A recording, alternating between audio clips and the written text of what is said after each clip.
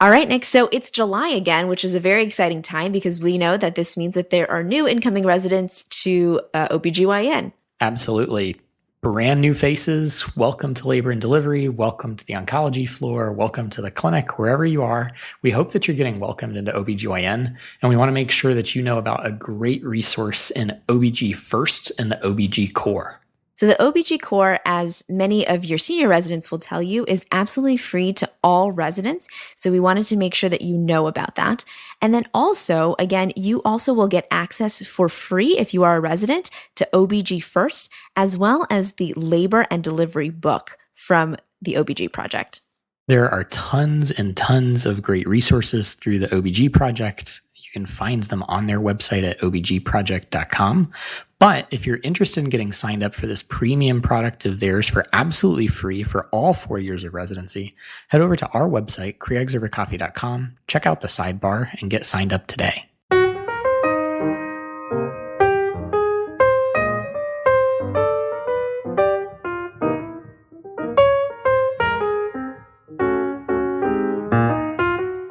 All right, guys, welcome back. This is Nick. This is Fei. And this is Creogs over coffee.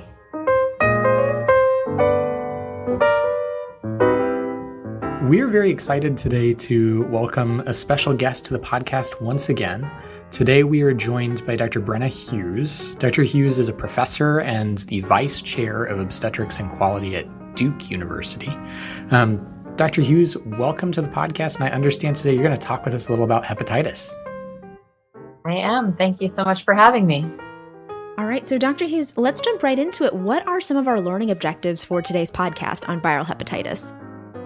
So I'd say there are probably 3 primary learning objectives for this new practice bulletin that will be CPG that will be coming out that are important takeaways and are relatively new recommendations potentially. The prior recommendation was always to do screening for hepatitis B surface antigen in pregnancy. This is accompanied now by a new recommendation that includes a triple panel for anyone who has not previously had a triple panel. And so that would allow for an opportunity for vaccination in pregnancy. That's the first major learning objective in my mind. The second major learning objective is that hepatitis C screening is now recommended in pregnancy, and that is recommended in each pregnancy. Ideally, folks would have been screened actually prior to pregnancy and treated, but if they haven't been, they should be screened during pregnancy. And then the third recommendation is for patients with a positive hepatitis B surface antigen. It's really important to check a viral load because there is a recommendation for treatment during pregnancy if the viral load is elevated to decrease the risk of neonatal transmission. All right, getting right to some of those top line recommendations, which I think is really exciting about the new CPG and seeing an update in this. Fei and I talked about hepatitis on the podcast probably now 2 or 3 years ago, and so things have changed. We even had to issue an interim update, as you'd mentioned, with some of those screening changes that have happened. But let's even jump back a little bit further, Dr. Hughes, to sort of the basics or the throwback to medical school, if you will. I just remember the alphabet soup of hepatitis, right? A, B, C, D, E, and probably even a couple of other ones beyond that. But when we think about hepatitis and sort of the varying forms or manifestations, what are the ones that we should really recall? What are the sort of the big things to take away with each of those disease states, particularly with respect to pregnancy, morbidity, mortality, et cetera? I'd say with respect to pregnancy, the big ones are hepatitis B and C because we are screening for those. And as you probably remember, when hepatitis B is accompanied by the E antigen, that one is really associated with more severe disease. So those are particularly of importance in pregnancy because it's really something that we should be thinking about every single day in caring for pregnant patients. there is also in the US the potential for exposure to hepatitis A. So I'd say it's important to not forget about that one. It can make people pretty sick, and we do have vaccination available for it. And then if you remember, hepatitis D doesn't independently cause disease. It kind of goes along with hepatitis B, and not really one that we would probably be doing a lot of testing or screening for, but that's how you kind of keep it straight in your mind. And then hepatitis E is sort of the big bad actor that thankfully we don't really see very much of in the US, but can be associated with really severe disease in places where it's endemic. Well, thank you, Dr. Hughes, for giving us that overview for the hepatitis and their manifestations in pregnancy. I know you had said one of the learning objectives was to talk more about the screening for hepatitis in pregnancy. So can you talk to us about that type of screening and specifically what's recommended for hepatitis B and hepatitis C? Sure. So I think the sort of easier one probably is that there is now a recommendation for hepatitis C screening in pregnancy that is for the hepatitis C virus antibody. And that is actually recommended now in every pregnancy, regardless of whether it was recently screened for. The idea being that if that is positive, it would reflex to a PCR test to look for evidence of active hepatitis C infection. And so that is sort of the first new recommendation that we want to be sure that folks are aware of. And then how about for hepatitis B? Because I definitely know that training as a resident, it definitely was just like screening for the antigen, right? But it sounds like that's no longer going to be the case. So it actually is to some extent. So the hepatitis B surface antigen is still recommended for all pregnancies. And frankly, it is something that we need to do a better job of on a national level. It is something that is not quite as frequently screened for as it should be. So it would be wonderful to get that to be really universal. However, the newer recommendation that is going to be one that folks need to learn a bit about is the addition of the triple panel for patients who have not previously had that as an adult. And so the triple panel screening is the hepatitis B surface antigen, the anti-hepatitis B surface antibody, and then the total anti-hepatitis B core who don't have a documented negative triple screen after age 18 or who haven't completed a vaccine series or those with ongoing risk factors. So that is now a great opportunity for folks who have not had that screening before to know whether they are eligible for vaccination. And so this will hopefully on a national and population level allow us to do a better job of ensuring that our population is vaccinated against hepatitis B here in the US.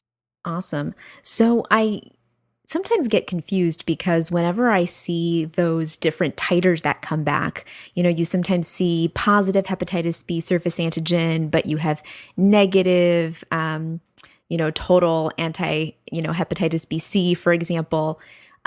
How would you interpret the screening results that are possible for this new triple screen? And then what would you recommend depend on how we interpret those results? So the triple screen can help you a bit in terms of having a sense of whether or not someone has never been exposed to either the virus or the vaccine. So if all of those are negative, it means that patient is eligible for vaccination. If the surface antigen is positive, it tells you that the patient has been likely exposed to the hepatitis B virus. And the other portions of that can tell you whether it is likely to be currently active or not. And frankly, that part isn't going to be used clinically as much as it will be to identify people who are eligible for a vaccine. That's really the sort of take home of the triple panel. And if those are demonstrates that somebody is eligible for a vaccination, then they can be vaccinated. If the other pieces are positive, the first thing we're going to want to be doing is checking for a viral load to see if there's an elevated viral load in pregnancy, because that will really guide your next steps in management in pregnancy. And so those are sort of the ways that we in pregnancy will be using it. Obviously, we will be collaborating with our infectious disease or GI consultants if we have tests that come back abnormal. But the opportunity to identify those folks who are eligible for vaccination will be new to us and something that we'll need to get used to building into our practice. No, absolutely. And kind of moving the conversation along that way, sometimes we have the fortune of getting to meet people prior to pregnancy. And certainly that would become a window for vaccination, I'm sure, is that if you demonstrate they've never been vaccinated before, then you might be able to sneak that in before they get pregnant. But I think part of the CPG also goes into some pre-pregnancy counseling for the patient during screening who does find out that they have hepatitis B or hepatitis C infection. What exactly should pre-pregnancy counseling look like or include for patients who find out or are known to have a hepatitis infection? So it differs a bit by which type of hepatitis that they screen positive for. We do know that in patients that have hepatitis C infection and are not yet pregnant, they could potentially benefit from essentially a cure, sustained viral response to medications prior to pregnancy. So in those with hepatitis C, it's really important to think about pre-pregnancy, if they have elevated viral load, getting them to be seen with some of our collaborators like GI or infectious disease, depending on what it is at your local institution, and offering them the opportunity to have treatment prior to pregnancy. They could potentially, over the course of just a few months, cure their hepatitis C, essentially. That would allow them to do a couple of things. One is live a healthier life for mom and decrease her long-term risk of liver cirrhosis and liver cancer, as well as decrease the risks in a future pregnancy of perinatal transmission. So we would love to see people with hepatitis C actually be identified prior to pregnancy, receive treatment, and enter a pregnancy with sustained viral response. With hepatitis B, it is also an opportunity if we identify it prior to pregnancy, because if they also have an elevated viral load, they may qualify for treatment before pregnancy. It is not like hepatitis C in that we don't expect a cure necessarily, but obviously we do want them to be seen and followed by hepatitis specialists prior to pregnancy. And then there's a great opportunity at that point for vaccination as well. So in both cases, we would want to see vaccination against hepatitis A. And then if a patient does not have active hepatitis B, they could potentially be vaccinated for hepatitis B as well prior to achieving a pregnancy. So Dr. Hughes, that's definitely great counseling for patients before they become pregnant regarding hepatitis B and hepatitis C, but sometimes we're not fortunate enough to catch them beforehand, and we often meet our patients during pregnancy and they have hepatitis B, for example.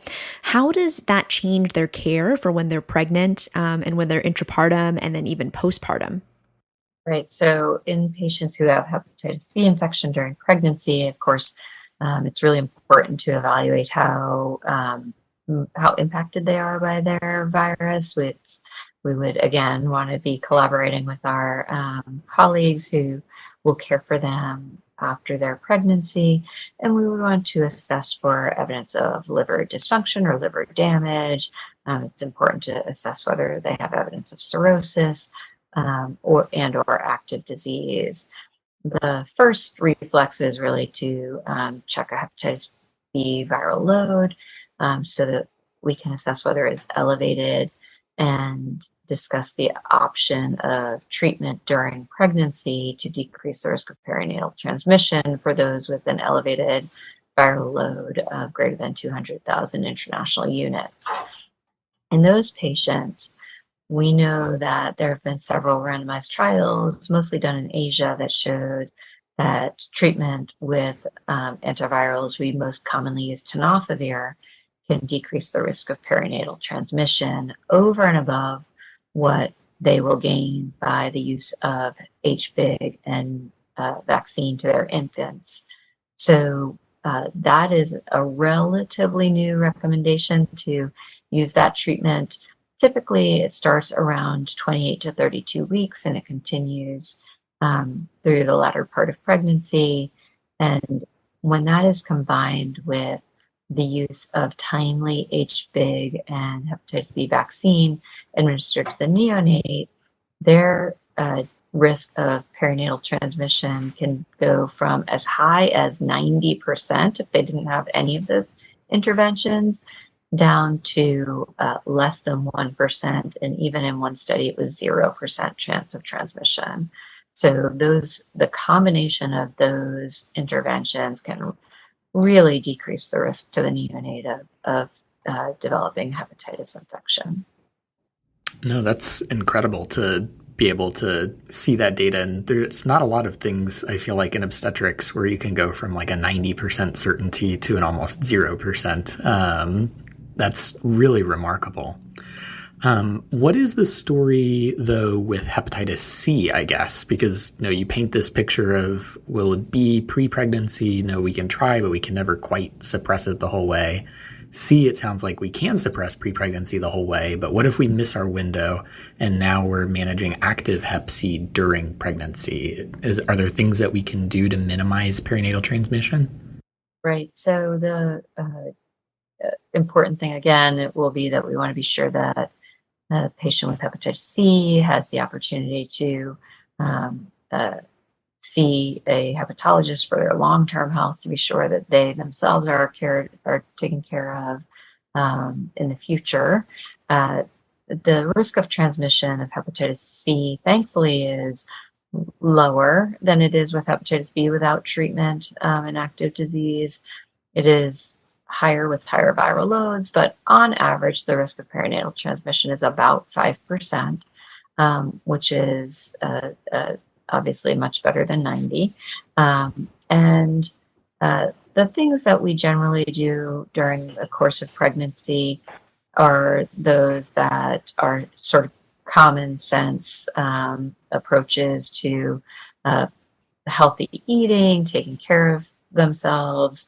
We know that people who have a history of injection drug use, if they continue to use during the course of their pregnancy, have a higher risk of higher viral loads and likely higher risk of perinatal transmission. So the more that we can engage those folks in care to be sure that they're cared for throughout the course of their pregnancy, that can only benefit themselves and their neonates. We do things like trying to minimize the duration of ruptured membranes, so maybe not doing an early artificial rupture of membranes, and decreasing the use of fetal scalp electrodes if we are able to. None of these things have been definitively linked to increased risk of transmission, but they're sort of general common sense measures that if we can avoid the use of a scalp electrode, we try to, and with the hopes that that can potentially decrease even further than the 5% risk. Currently, the medications to treat hepatitis C aren't approved for use in pregnancy. There is a multi-center study that is ongoing that's enrolling patients with hepatitis C infection to follow them throughout the course of their pregnancy with treatment to see whether treatment can be safe and efficacious actually in pregnancy.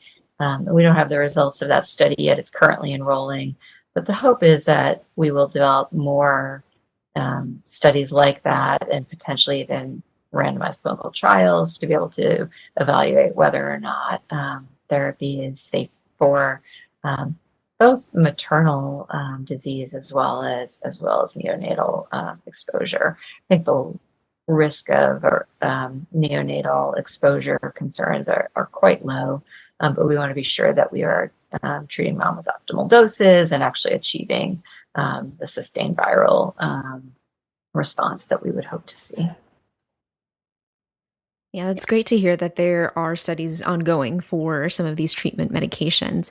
I wanted to pivot us a little bit now to vaccination in pregnancy. So what are the current recommendations for vaccination against hepatitis in pregnancy? And is it safe to do so in pregnancy, or do we have to wait until postpartum? Yes, great point. And thank you for bringing it up. It is safe to vaccinate for hepatitis A and B in pregnancy. It is part of the recommendation. And these are not live viral vaccines, so very safe to use in pregnancy for people who are eligible. So those who haven't been vaccinated before, those who you identify on your triple panel for hepatitis B, this is a great time to be able to offer them the vaccine during pregnancy when they are engaged in healthcare on a regular basis. All right. Well, additionally, I guess, now that we know we don't have to wait till postpartum to vaccinate, I do want to think a little bit about some delivery postpartum things, though.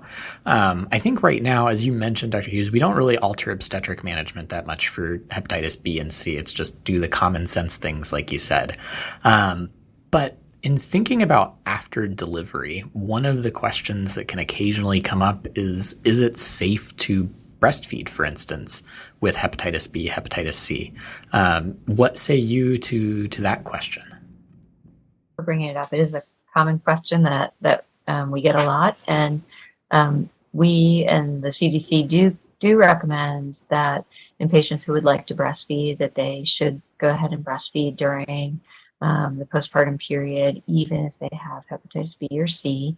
There is no evidence that having hepatitis during breastfeeding increases the risk of transmission to the neonate. And we do know that breastfeeding is very healthy for moms and babies. And so we do recommend doing it even in the setting of hepatitis infection.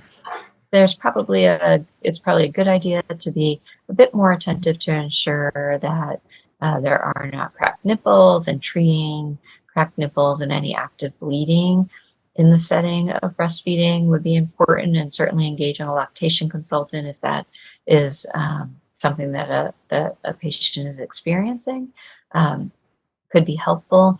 But overall, we know that breastfeeding is healthy and recommended, and that recommendation really shouldn't be altered by the presence of hepatitis B or C. Well, thank you again, Dr. Hughes, for joining us on the podcast. This has been really exciting, and I'm glad that we've had the opportunity to talk about hepatitis and get, for us on the side of recording this, a sneak preview of this upcoming guidance. But for those of the folks who will be listening in on this, be sure to check out that new clinical practice guideline that is coming out August 17th. Thanks so much for having me. All right, I think that does it for today. So once again, this is Nick. This is Fei. And this has been Creogs Over Coffee.